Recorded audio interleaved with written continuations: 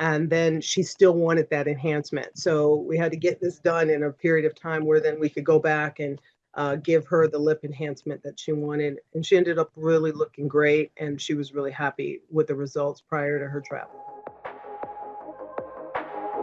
Welcome to the Beauty Talk podcast, where we feature how the best medical practitioners help their patients to look better, younger, and healthier. Now, enjoy the show, and here's your host. Daniel Gao here. I'm the host of Beauty Talk, where we feature the top medical practitioners in health and beauty, both inside and out. I have Yasmin George, aka Yaz, a gentle, knowledgeable soul, always concerned for her clients and believes subtle changes are best. She is most proud of the relationships that she has built over the years with her clients, who are consistently happy and who consistently look younger each and every year. So Yaz, welcome and glad to have you here. Thank you so much. Yes, let's dive right into it. How did you first get interested in aesthetics? It's kind of a strange story. I've been doing clinical nursing for at the time over about 30 years, and my daughter was I was with my two daughters in Houston, Texas. So one had just had a baby, and I was there in support of her, and I was doing agency at the time in the ER, which I did. ER has been my longest practice in nursing overall. Always loved it, but I'm aging, and ER is a whole lot, you know what I mean? Like after being in it for 22 years, I did several other types of clinical nursing before that. Anyway, my other daughter was there, and we were both in support of our new my new grandbaby, and she had just been trying to figure out what she wanted to do. She's been doing cosmetology and other kinds of things. And so she said, I think I want to get into Botox. And I said, I never thought about it. And she said, well, Mom, I think you should do it. And I said, I really don't have a whole lot of knowledge about it. So therefore I didn't have the interest in it because I'd always done just, purely clinical. Anyway, to make a long story short, she sent me some information that she was interested in, then said, well, I want to go back to Phoenix with you, because I was living in the Phoenix Valley at the time. And she said, but I won't be able to do Botox there because I have to be a nurse. Whereas in Houston, their regulations are different. So I said, well, I don't know if you want to go to nursing school or not. Let me take a look at this and see what I can do to kind of support the process. Well, lo and behold, it wasn't even 30 days later. I signed up for a course, went to Beverly Hills, California, went, and I just decided to do it. It was expensive, but I also, I felt like it would be a good return on investment if I decided to move into that. But I just didn't know because, I'm kind of a hands-on person, right? Very tactile, wanted to see if it was something that I was even, gifted at, if you will. And sure enough, I have loved it, and I've been doing it since 2016. Wow. So at that point, is that when you started up your own practice, or did you go work for another practice before you started your own? I worked for several practices around the valley, from Phoenix to Mesa, Gilbert. Those were the three big ones that I did, and I got a lot of experience with all of those spas, so it was good. And it was kind of trial by fire sometimes, but usually that's the way it goes, Yeah. So then, what made you decide to start up your own practice then? Well, for one thing, I wasn't real happy with some of the mostly it was probably scheduling. The scheduling wasn't great for me. I was still working clinically. I was doing pre-op and PACU, or, for surgery, before surgery, after surgery type work.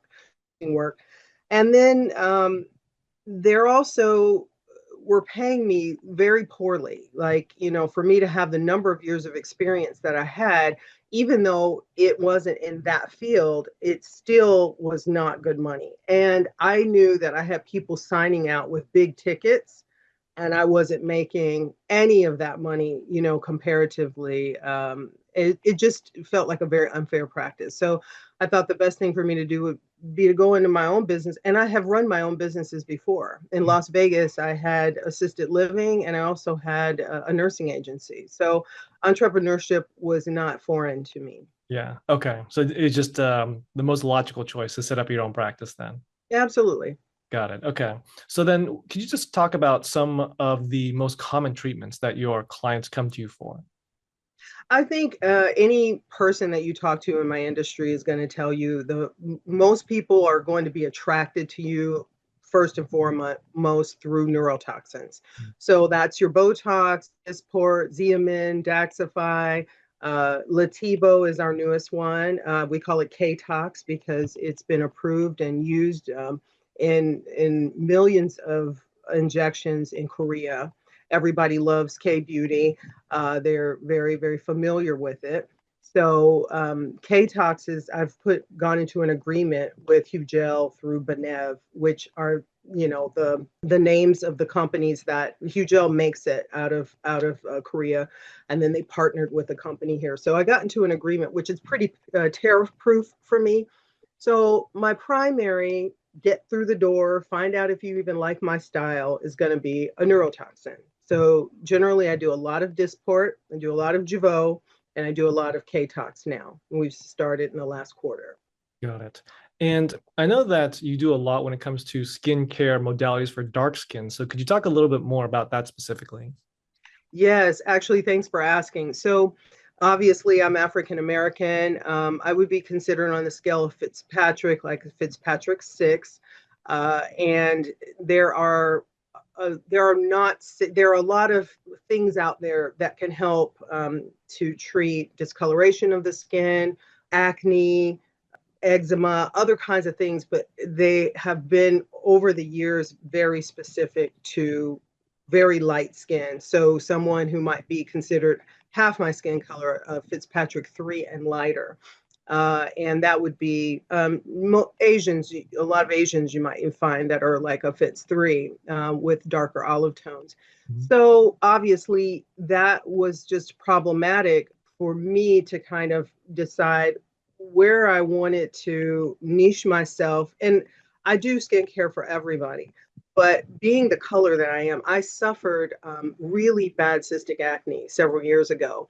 And I just had like this mask under here of discoloration. We call it hyperpigmentation, post-inflammatory hyperpigmentation after having acne breakouts. It was really a problem for me because as a teenager, I acted, I did modeling, runway, commercial print, all of this. I always had great skin, didn't go through like, I don't want to say normal, not every teenager has acne, but if you're going to suffer usually with that problem, it's usually when you're younger, right? When you go through an adolescent acne period.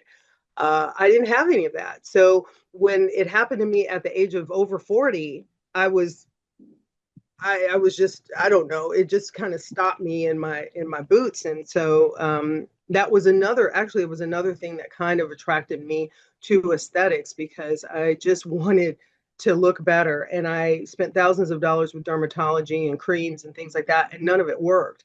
They were being very gentle because they didn't want to cause me any other problems with my skin, but it wasn't effective.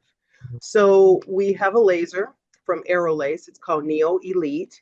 Phenomenal machine. It actually treats over 30 FDA cleared diagnoses, including psoriasis, eczema, rosacea, melasma, multiple skin conditions, acne, cystic acne. And, these are some of the hardest things to treat. And especially to be able to treat it safely for Black skin is, my partner and I, her name is Dr. Paris Witherspoon. She's a doctorate and nurse practitioner, has a lot of background in dermatology. We partnered up and we're doing this together because she has that derm background. She can also prescribe, diagnose, prescribe. Those were important.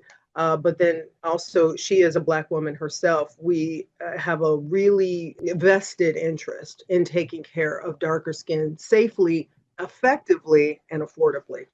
Got it.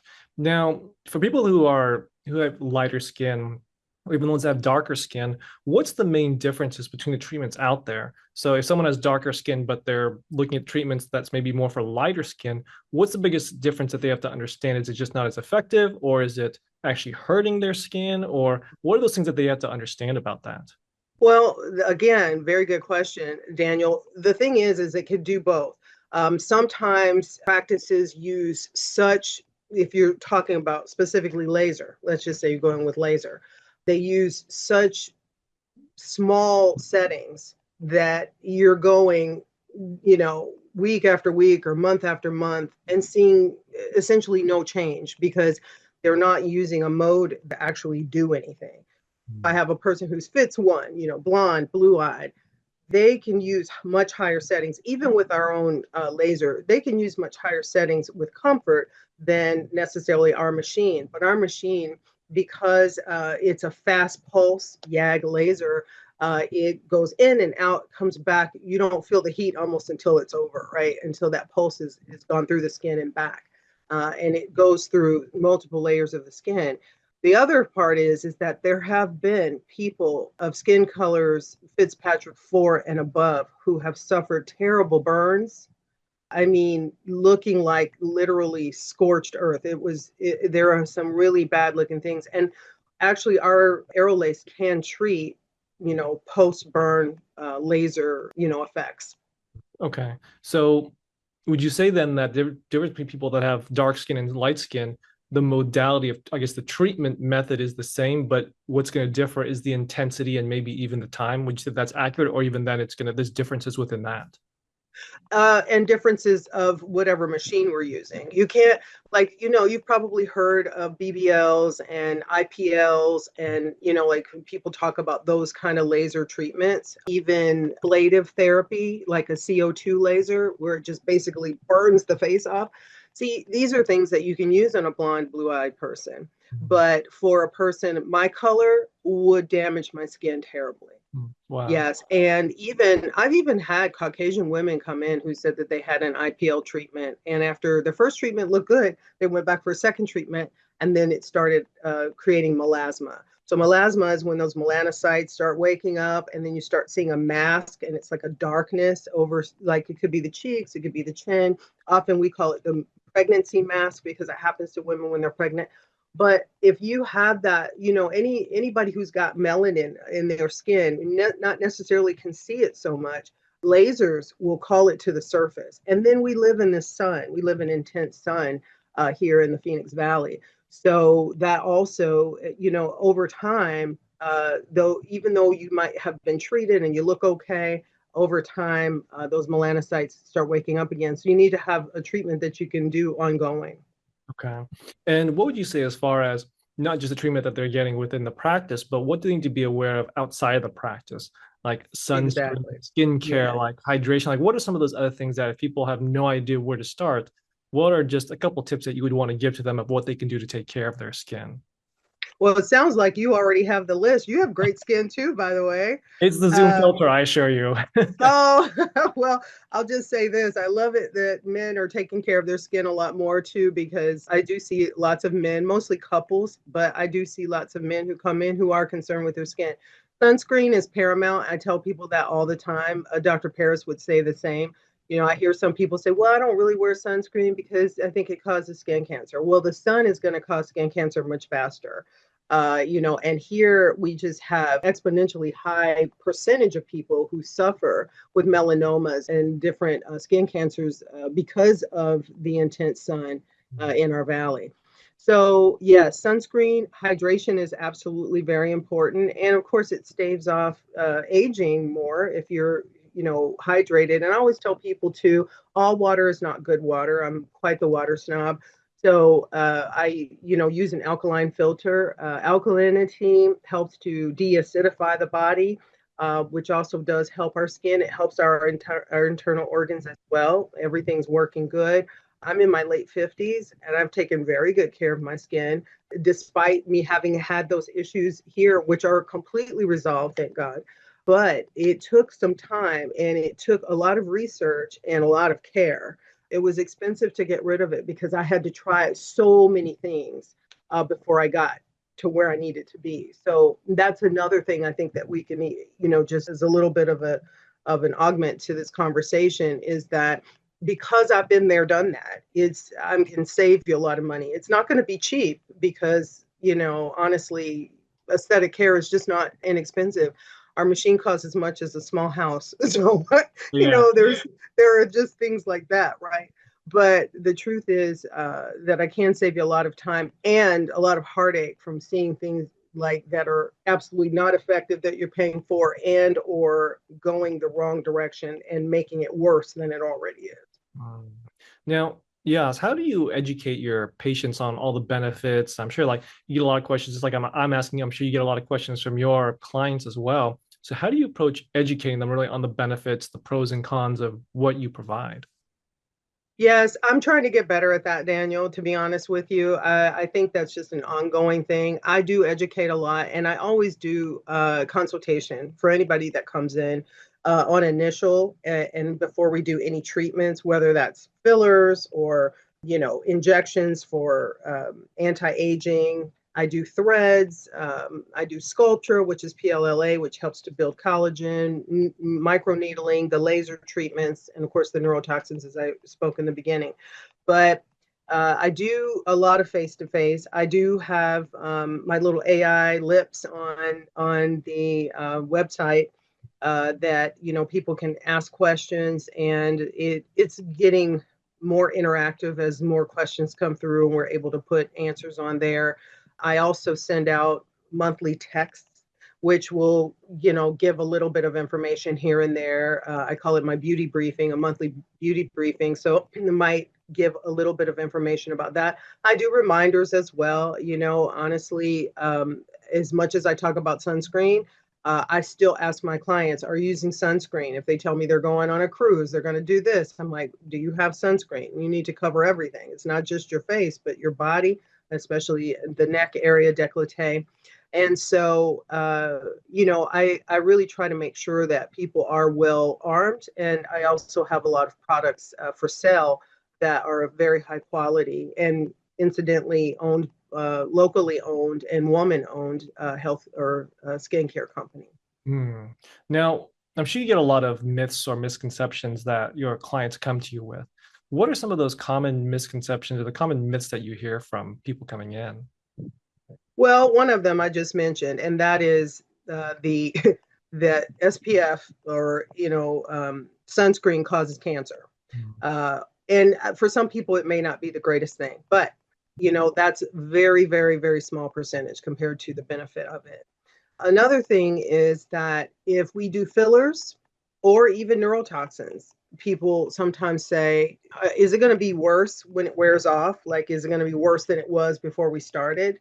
And the answer is unequivocally no, it is not going to be worse. I mean, you may have even seen, for one thing, let me just say this: people who are consistent with their neurotoxins, these are effective. They kick in within about 2 weeks at the most, and then they stay with the client for 3 months, sometimes up to 4 months.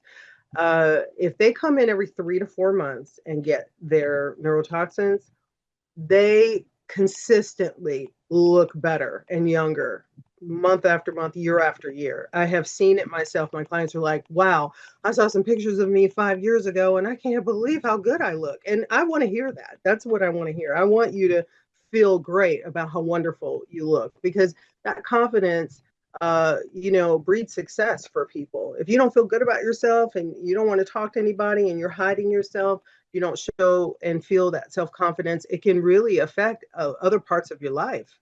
So to me, that is an important thing, to feel and look good. I am not afraid to tell people my age, and I don't want my clients to be afraid. I want people to say, I'm 60 years old, and they're like, oh my God, not, oh, I'm 25 and you look 60. You see what I'm saying?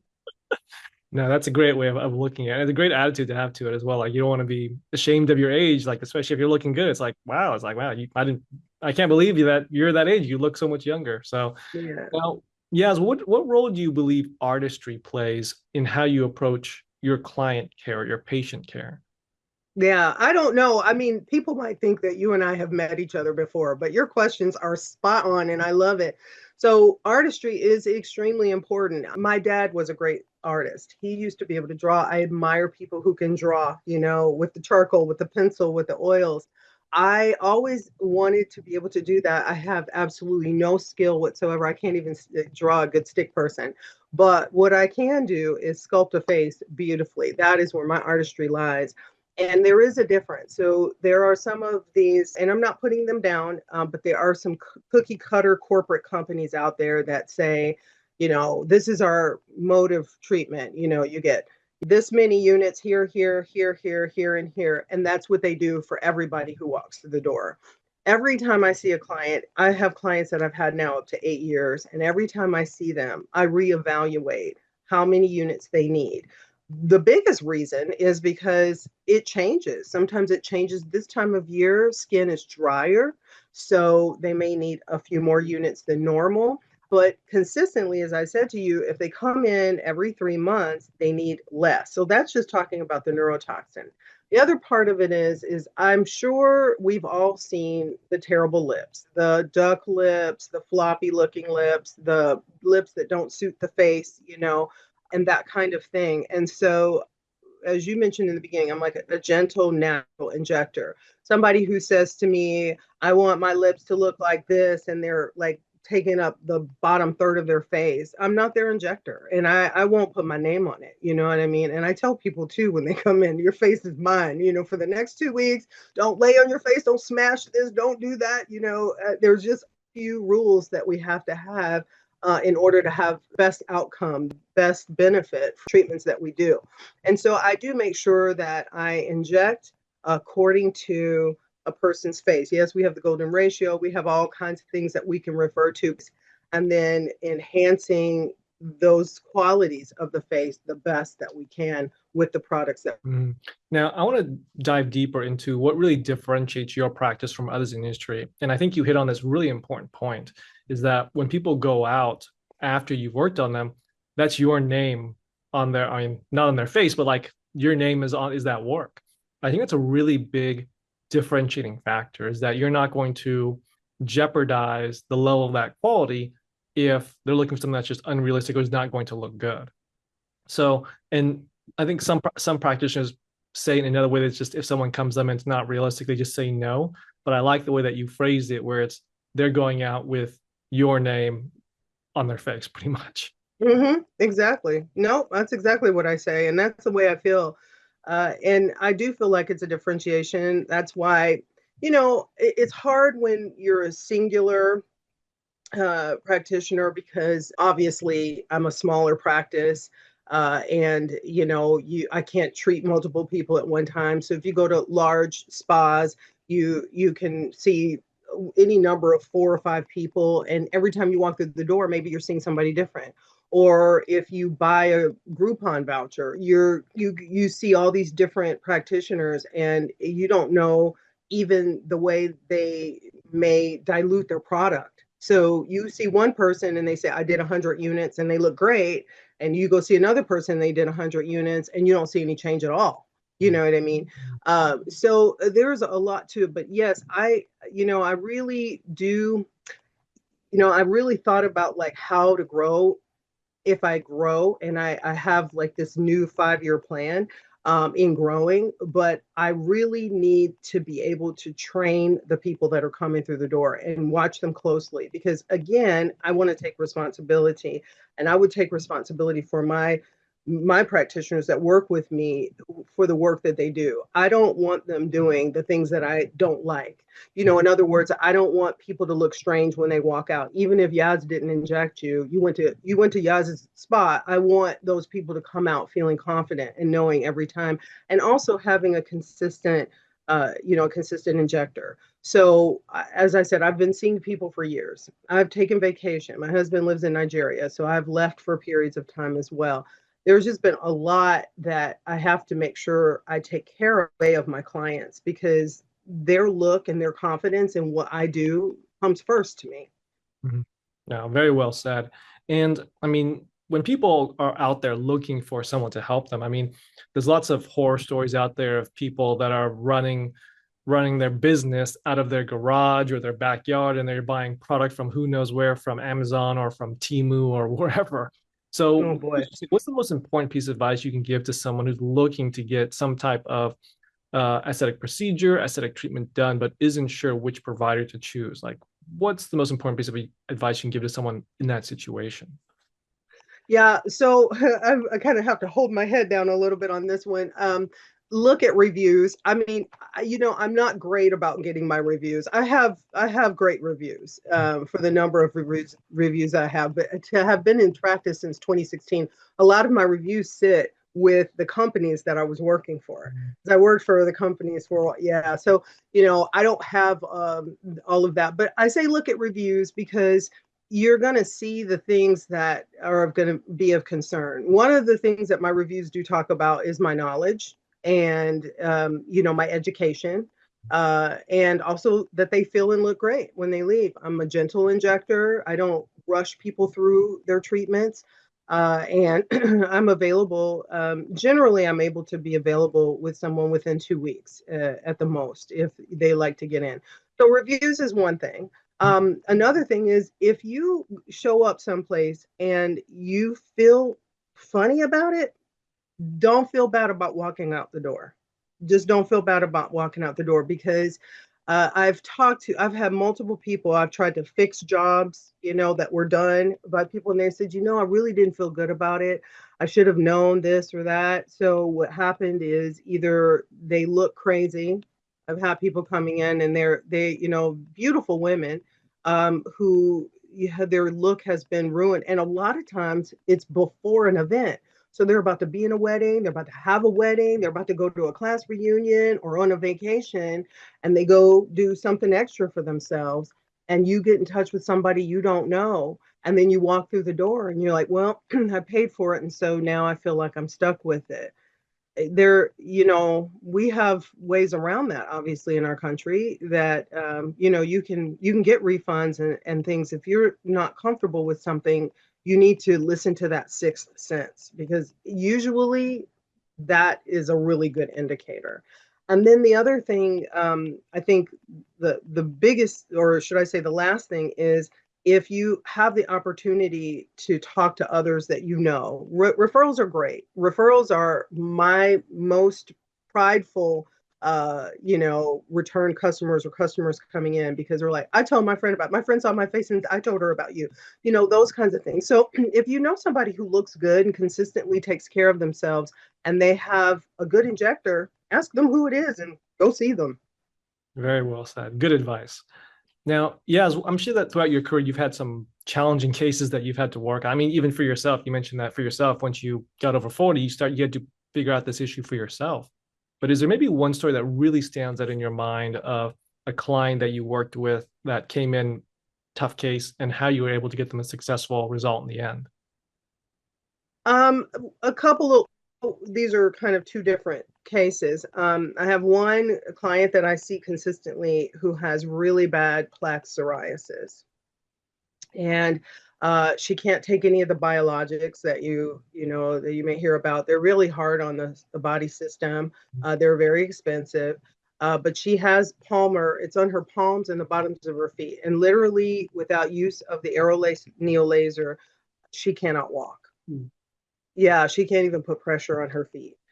So the laser has been extremely positive for her condition, and I really want to get it out there. And it's interesting because it's kind of a catch-22 going to dermatology offices and telling them, hey, look, I can treat your client. You can send them to me.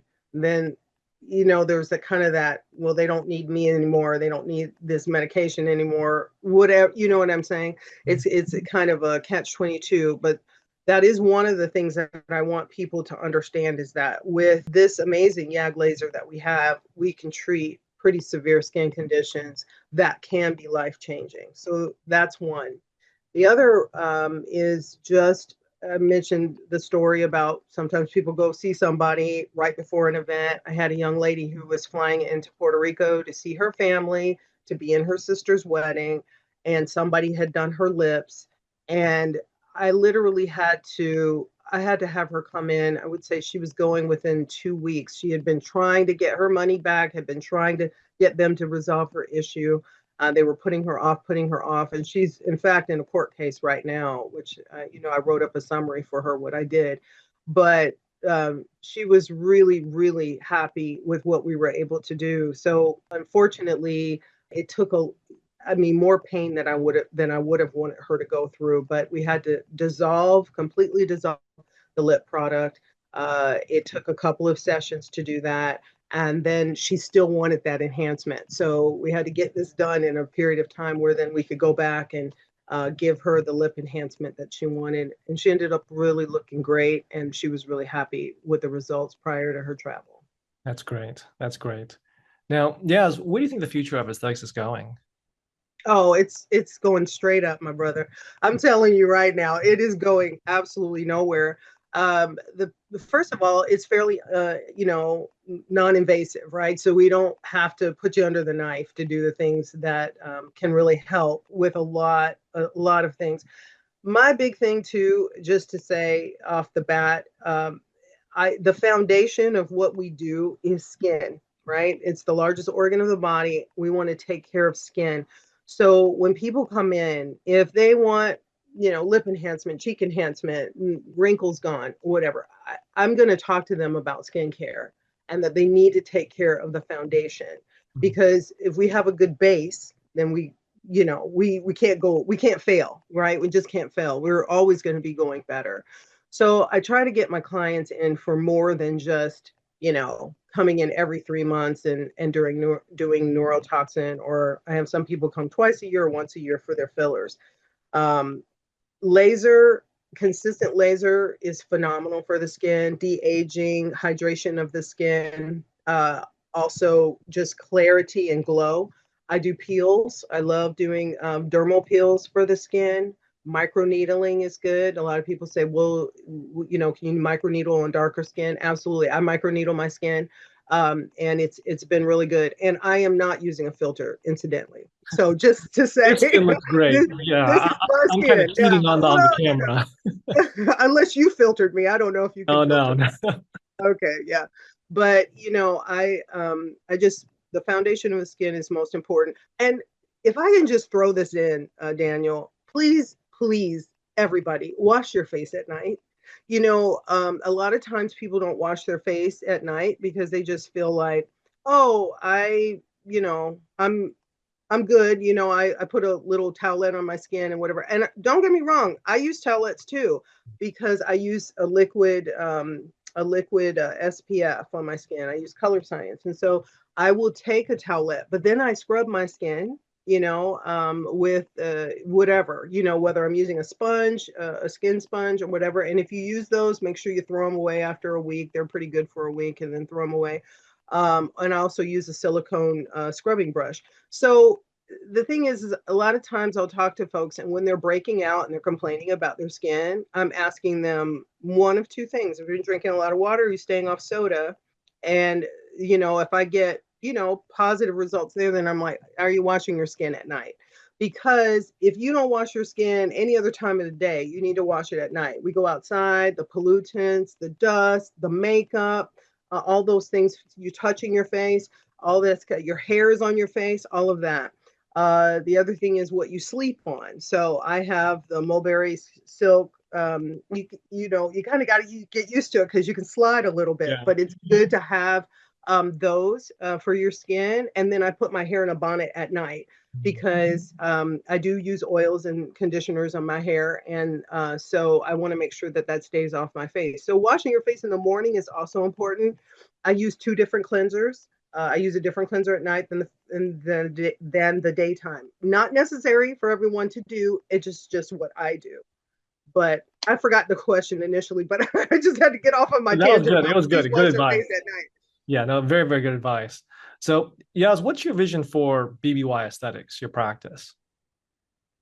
I guess the same as that was the question you asked, is where was aesthetics going? So, we're constantly getting newer, better products on the market to treat people, their skin and their beauty needs and wants.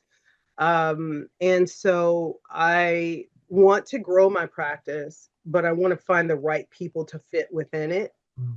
And, I have to say, I used to do some travel. So I would go to Indian Nation and I would like treat people on the reservation. As long as it's within my scope and I have a medical director to work under, I like to go around and teach number one, teach people how to do this effectively, properly, and then I think I would like to definitely grow the business. I know that I'm in that mode. I'm like 6 months into a 5-year plan. So I've been putting these things down and working with a coach to try to accomplish that. But the biggest thing is I just want people to have options, really good options, and especially when they walk through my door. So often folks will ask me, what do you do? Well, oh, you have a med spa. What do you do? And I tell them everything but liposuction. Easier for me to say what I don't do than what I do. Yeah. Okay. Well, that's awesome. So yes, I have one last question for you, but before I ask it, I do want to point people to your website at bbyspa.com. Now, the last question is, what does beauty mean to you? Beauty is about confidence. And that to me, I'm like, confidence is beauty. Beauty is confidence, because I feel like people can be so much more successful in whatever they want to do if they feel good about themselves. Beauty is, they say beauty is in the eye of the beholder, right? Everybody is not necessarily the most beautiful person to another person. Inner beauty is actually the most important thing. And I have to honestly say, too, the happier you are, the more beautiful you are. So if you're a happy person, a joyful person, you put out good vibes, that kind of thing, you're going to be beautiful no matter what. We have so much dissension and negativity, prejudices, separation between people. And there's, not even getting into political kinds of things, but even just where people should live and where people should not be and all this kind of stuff. So, I think just being a positive person and being open to change and differences in people is a really wonderful thing. So beauty definitely emanates from the inside out. It's almost like you are what you eat. So you eat good stuff, you put out, more beauty. If you have good stuff in your heart, you put out more beauty. And then the other thing is don't try to be somebody that you're not. I mean, don't come in and expect to look like, this person, that person, or the other. Just enhance the things that you already have. What you look like is beautiful enough. Can we enhance those things? Absolutely. It's why I'm in business. That's why the aesthetics field is $1 billion and growing trend in industry. But at the same time, just be yourself. And if you can be confident in that, that's beauty. Well, words of wisdom from Yas. So Yas, thank you for sharing your expertise. Where can people contact you and your practice? Yeah, so I actually am located in Tempe. I have a beautiful little spot there. Our med spa is on Rural Road between Guadalupe and Baseline Roads in Tempe. And my telephone number is 602-600-6723. So 602-600-6723. You can always go to the website, bbyspa.com. And then one of the things you asked me earlier, and I kind of digressed, but I am on Instagram. I'm not great at Instagram. If you're great at Instagram and you want to interview to get that job to help me with my social media, I'm all about it. But I am at Botox by Yas on Instagram. And so I do educating there. And also you can reach me that way too. So just kind of splattered all about. Yep, that's great. Well, Yas, this is great. Thank you for being on the show, and thank you for sharing your wisdom. Thank you so much. I appreciate you having me. Thanks for listening to the Beauty Talk podcast. Any questions, please contact the practice directly with the contact information provided during the show. We'll see you again next time. Bye for now.